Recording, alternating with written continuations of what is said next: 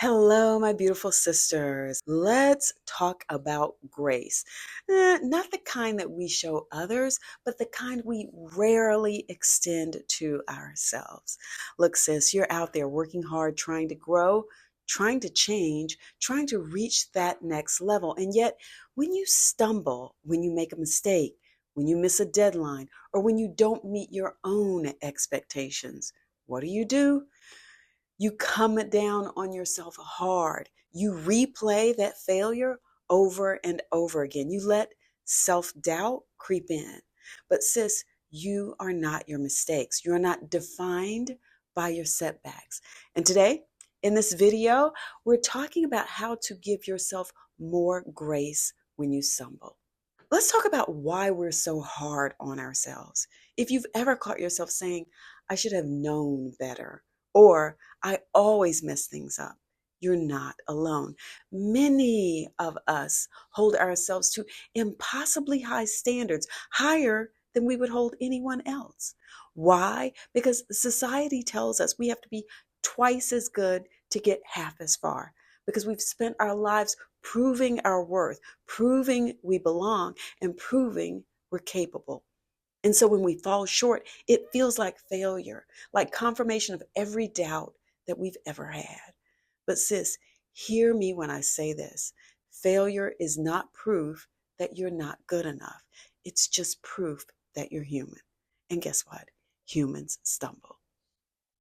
Let's talk about why grace is your superpower. Look, giving yourself grace isn't about making excuses. It's about recognizing that growth is a process. It's about understanding that every misstep is a lesson, not a life sentence. It's about treating yourself with the same kindness that you'd offer a friend. So here's how you can start showing yourself more grace.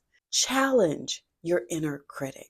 When that little voice in your head starts tearing you down, pause and ask yourself, would I say this to my best friend?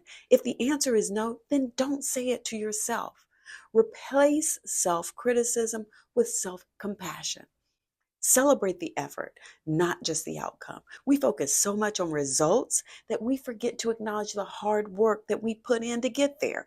Even if things didn't go as planned, recognize the effort that you made. Growth is happening, even when you don't see it. 3, make peace with setbacks. Life is not a straight path. It's filled with detours, roadblocks, and unexpected turns. Instead of beating yourself up for any setback, ask yourself, what can I learn from this? How can I adjust and move forward? Also, give yourself permission to rest. Grace means knowing when to pause. If you're burnt out, overwhelmed, or just struggling, take a break. Rest is not some reward you have to earn. It's a necessity. You also want to speak life into yourself.